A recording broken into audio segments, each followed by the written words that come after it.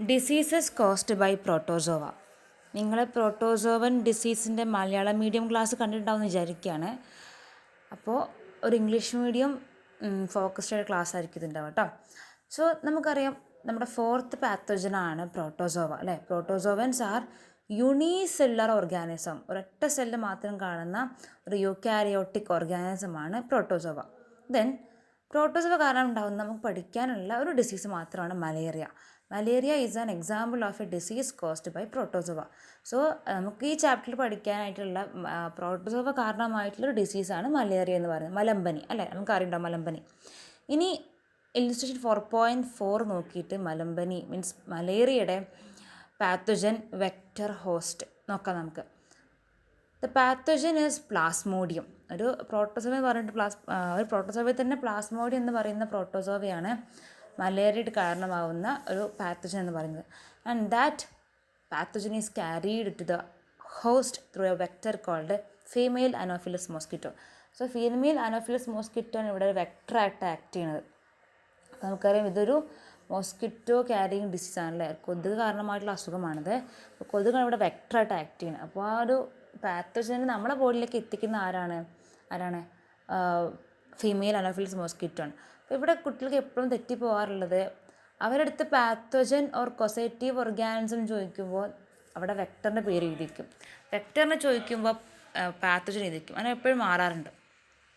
So specifically here the pathogen is Plasmodium and the vector is female Anopheles mosquito and the host is we the human beings. Now symptoms of malaria: high fever with shivering and profuse sweating are the major symptoms of malaria. നല്ല വിറയ്ക്കുന്ന പനി, വിറയലോട് കൂടിയിട്ടുള്ള പനിയും നിർത്താതെയുള്ള sweating, അമിത വിയർപ്പ് എന്ന് പറയും, നിർത്താതെ ഇങ്ങനെ വിയർത്തുകൊണ്ടേ ഇരിക്കുക. Profuse sweating are major examples, major symptoms for malaria. Malayalam symptoms ആണത്.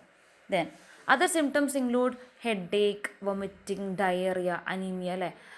മറ്റ് സിംറ്റംസ് എന്തൊക്കെയാണ്? ഹെഡ് ഏക്ക് ഉണ്ടാവാം, വൊമിറ്റിംഗ് ഉണ്ടാവാം, ഡയറിയ വയറിളക്കം ഉണ്ടാവാം, അനീമിയ വിളർച്ചയൊക്കെ ഉണ്ടാവാം.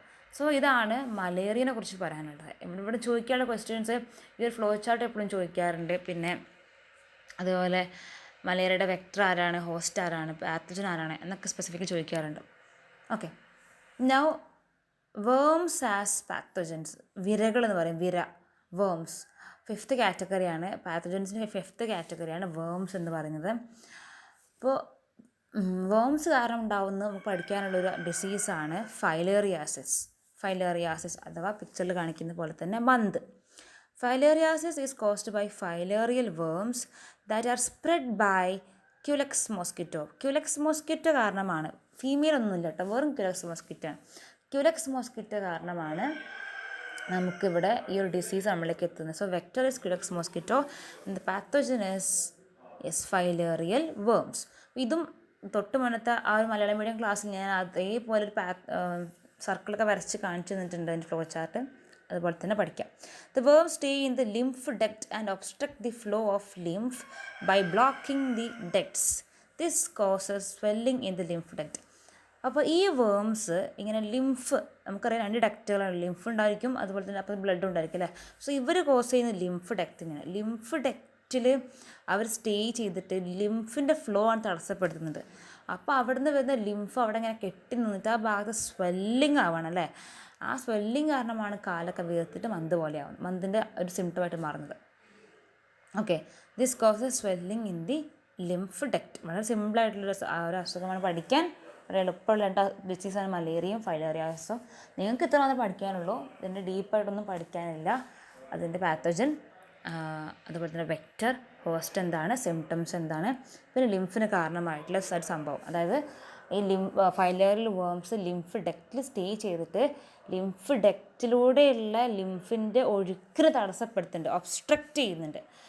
ആൻഡ് ബ്ലോക്കിംഗ് ദി ഡക്റ്റിനെ ബ്ലോക്ക് ചെയ്യുന്നുണ്ട്. ആ ബ്ലോക്ക് കാരണം അവിടെ ഇങ്ങനെ ലിംഫ് കെട്ടിക്കിടക്കുന്ന കാരണമാണ് അവിടെ എന്തുണ്ടാവുന്നത്, അവിടെ ഒരു സ്വെല്ലിങ് ഉണ്ടാകുന്നതും. അതാണ് ഫൈലേറിയാസിസ് അഥവാ മന്തിലേക്ക് നയിക്കുന്നതും. അപ്പോൾ ഈ ആനയുടെ കാല് പോലെ തോന്നിക്കുന്നുണ്ട്, നമ്മൾ ഫൈലേറിയാസിസിനെ എലഫൻറ്റിയാസിസ് എന്ന് കൂടി പറയാറുണ്ട്. സോ ഇതാണ് മലേറിയ ആൻഡ് ഫൈലേറിയാസിസ്.